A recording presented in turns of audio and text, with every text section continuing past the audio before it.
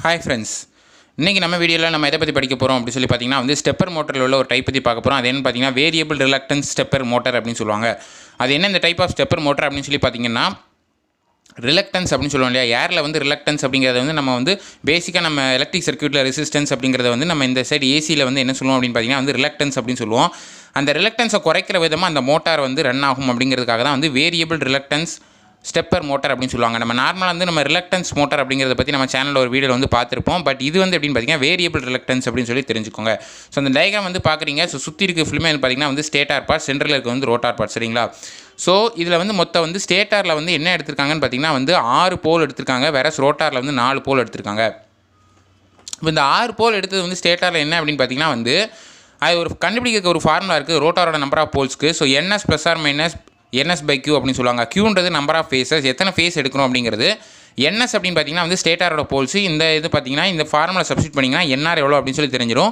யூஸ்வலாக வந்து rotor poles எப்படி இருக்குன்னு பார்த்தீங்கன்னா 4 போல் இருக்கும், அப்படி இல்லைனா வந்து 8 போல் இருக்கும். சரிங்களா?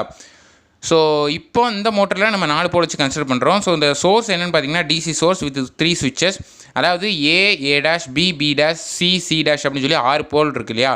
ஸோ அதை நம்ம என்ன பண்ண போகிறோம்னா 2 போலை வந்து பேராக பண்ணி மொத்தம் 3 சுவிட்ச் அப்படிங்கிறதுக்கு வந்து இன்புட்டாக கொடுக்க போகிறோம். A, B, C அப்படின்னு சொல்லி தெரிஞ்சுக்கோங்க. ஸோ இந்த motor works on the base of reducing reluctance. இதை நான் முதலே சொல்லிட்டேன், ரெடியூஸ் பண்ணுற விதமாக வந்து இந்த மோட்டார் வந்து ஒர்க் ஆகும். சரிங்களா? ஸோ இந்த மோட்டார்லேருந்து மொத்தம் 2 டைப் ஆஃப் கெப்பாபிலிட்டி இருக்குது. ஒன்று பார்த்தீங்கன்னா வந்து பை டைரக்ஷனல் ரொட்டேஷன், இன்னொன்று வந்து self starting capacity. Bidirection அப்படின்னா வந்து இந்த மோட்டாரில் நம்ம கொடுக்கக்கூடிய இன்புட்டை பொறுத்து ஆன்டி கிளாக் வைஸ்லையும் ரொட்டேட் ஆகும், கிளாக் வைஸ்லையும் ரொட்டேட் ஆகும். சரிங்களா? ரெண்டாவது பார்த்தீங்கன்னா செல்ஃப் ஸ்டார்டிங் கெப்பாசிட்டி. இது நம்ம சொல்லலாம்டா, செல்ஃப் ஸ்டார்டிங் ஆட்டோமேட்டிக்காக வந்து இது வந்து ஸ்டார்ட் ஆகி இதுக்கு எந்த ஒரு எக்ஸ்டர்னல் சோர்ஸ் வந்து எக்ஸ்டர்னல் சோர்ஸாக இருக்கட்டும், அல்லது வந்து எக்ஸ்டர்னல் எந்த ஒரு டெக்னாலஜியுமே நம்ம போக வேண்டாம் ஸ்டார்ட் பண்ணுறதுக்கு. நம்ம நார்மலாக சப்ளை கொடுத்தாலும் இந்த மோட்டர் வந்து ஸ்டார்ட் ஆகும். சரிங்களா? இது வந்து நல்ல ஒரு அட்வான்டேஜ். ஸோ இந்த மோட்டரில் நம்ம 3 டைப்ஸ் ஆஃப் ஸ்விட்சிங் வந்து பண்ண போகிறோம். அதை பண்ணி தான் அந்த மோட்டார் வந்து ரொட்டேட் பண்ண போகிறோம் அப்படிங்கிறத தெரிஞ்சுக்கோங்க. சைடில் பார்த்தீங்கன்னா டிரைவிங் சர்க்யூட் இருக்குது. ஸோ டிரைவிங் சர்க்யூட்னா உங்களுக்கு தெரியும், ஸ்விட்சிங் சர்க்யூட். கரெக்டாக? ஸோ எப்படி வந்து நம்ம ஸ்விட்ச் பண்ண போகிறோம் அப்படிங்கிறத நான் சொல்கிறேன். ஸோ ஸ்டேட்டார் மட்டும் தான் அந்த சைடு வரைஞ்சிருக்கேன், ரோட்டார் நான் வரையலை. பட் கன்சிடர் பண்ணிக்கோங்க, இருக்கிறதா இமேஜின் பண்ணிக்கோங்க. இது A, இது A', இது B, இது B', இது C, இது C'. சரிங்களா? இப்போ இந்த A ரெண்டையும் வந்து காமனாக எடுத்துட்டு கனெக்ட் பண்ணிவிட்டு ஷார்ட் பண்ணிவிட்டு என்ன பண்ணுறாங்க அப்படின்னு சொன்னால், இந்த சென்டரில் வந்து திக்காக ஒன்று போட்டிருக்கேன் பார்த்தீங்களா அந்த போல்ஸ்க்கு மேலே. அது என்னென்னு பார்த்தீங்கன்னா வேற ஒன்றும் இல்லை, ஒரு காயில், அவ்வளோதான். ஸோ டிரைவிங் சர்க்யூட்டில் நார்மலாக நம்ம வந்து காயில் அப்படிங்கிறத யூஸ் பண்ணி அந்த காயில் நான் வந்து சும்மா திக்காக லைனாக வரைஞ்சிருக்கேன். அந்த காயில் அங்கே வரைஞ்சினா அது இன்னும் ரொம்ப ஒரு மாதிரி வந்து அக்லியாக இருக்கும் அந்த டயக்ராம் அப்படிங்கிறதுனால.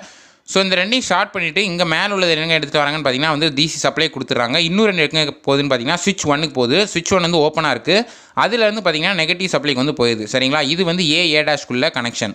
இதே மாதிரி B பார்த்தீங்கன்னா அந்த 2 ஷார்ட் பண்ணி A'-ல எடுத்த மாதிரி அப்படி காமனாக வந்து சோர்ஸ்க்கும் ஸ்விட்சுக்கும் கனெக்ட் பண்ணியிருக்காங்க. அதே மாதிரி C' வந்து கனெக்ட் பண்ணி எடுத்துருக்காங்கிறத தெரிஞ்சுக்கோங்க. இது வந்து டிரைவிங் சர்க்யூட் அப்படின்னு சொல்கிறாங்க.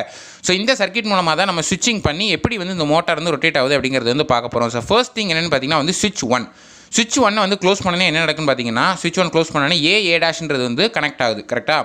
ஸோ கனெக்ட் ஆனே என்ன ஆகும்னு பார்த்தீங்கன்னா இந்த ரோட்டார் வந்து ஸ்டேட்டாரோட போலுக்கு வந்து கோயின்சிடென்ஸ் அப்படிங்கிற ஒரு சைடு வந்து வரும். அதாவது வந்து கோயின்சைட் ஆகும். அதாவது இப்போ A இப்படி இருக்குன்னா ரோட்டார் இந்த டேரக்ஷனில் இருக்குன்னு வச்சுக்கோங்களேன்.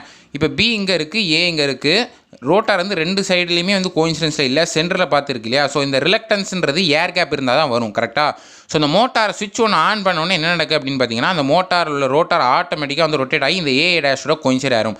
ஏன் A'-ஓட மட்டும் தான் கோயின்சைட் ஆகுமான்னு கேட்டிங்கன்னா ஆமாம். ஏன்னா நம்ம பண்ணியிருக்க ஸ்விட்சிங் பார்த்தீங்கன்னா ஸ்விட்ச் 1 அது வந்து A'-க்குள்ள ஸ்விட்ச்னால அதோட வந்து கோயின்சைட் ஆகும் அப்படிங்கிறத தெரிஞ்சுக்கோங்க. ஸோ கோயின்சைட் ஆனால் என்ன பார்த்தீங்கன்னா 0 டிகிரி அப்படிங்கிற ஒரு பொசிஷனுக்கு வந்துடும். θ = 0, அது ஃபர்ஸ்ட் பொசிஷன். சரிங்களா? இந்த டேரக்ஷனில் ஸ்ட்ரைட்டாக 90 டிகிரியில் இருக்கும். இதே வந்து ஸ்விட்ச் 1 வந்து நீங்கள் க்ளோஸ் பண்ணியிருக்க ஸ்விட்ச் 1 வந்து ஓப்பன் பண்ணி விட்டுட்டு ஸ்விட்ச் 2 B'-க்குள்ள ஸ்விட்சை ஓப்பன் பண்ணிங்க அப்படின்னு சொல்ல அந்த மோட்டார் ஆட்டோமேட்டிக்காக என்ன ஆகும்னு பார்த்தீங்கன்னா இப்படி ஓரளவுக்கு ரொட்டேட் ஆகி 30 டிகிரி அப்படிங்கிற ஒரு நிலைமைக்கு வந்து போகும். இது எதில் இருக்குன்னு பார்த்தீங்கன்னா B'-ல இருக்கும். அதே மாதிரி தேர்ட் ஒன்று பார்த்தீங்கன்னா ஸ்விட்ச் 2 ஓப்பன் பண்ணிவிட்டு ஸ்விட்ச் 3 க்ளோஸ் பண்ணிங்கன்னா C'-ங்கிறது ஆப்ரேட் ஆகி மோட்டார் வந்து 30 டிகிரிலேருந்து இன்னும் கொஞ்சம் ரொட்டேட் ஆகி 60 டிகிரி அப்படிங்கிற ஒரு ரொட்டேஷனுக்கு போகும். சரிங்களா? ஸோ இந்த மாதிரி ஒரு ரொட்டேஷன் தான் வந்து இந்த ஸ்டெப்பர் மோட்டரில் நடக்கு அப்படிங்கிறத தெரிஞ்சுக்கோங்க. ஸ்டெப்பர் மோட்டர் நம்ம ஸ்டெப்பாக சிக்னல் கொடுப்போம் இல்லையா. ஸோ ஸ்விட்ச் 1ங்கிறது ஒரு சிக்னல், ஸ்விட்ச் 2ன்றது ஒரு ஸ்டெப் சிக்னல், ஸ்விட்ச் 3ன்றது ஸ்டெப் சிக்னல். ஆனால் 3 நம்ம ஒரே இடத்துல கொடுக்க போகிறதில்ல, எல்லாத்தையும் ஒவ்வொரு நேரத்தில் தான் கொடுக்கும். கரெக்டாக? ஸோ இதான் வந்து என்னென்னு பார்த்தீங்கன்னா வந்து வேரியபிள் ரிலக்டன்ஸ் ஸ்டெப்பர் மோட்டர் அப்படிங்கிறத தெரிஞ்சுக்கோங்க.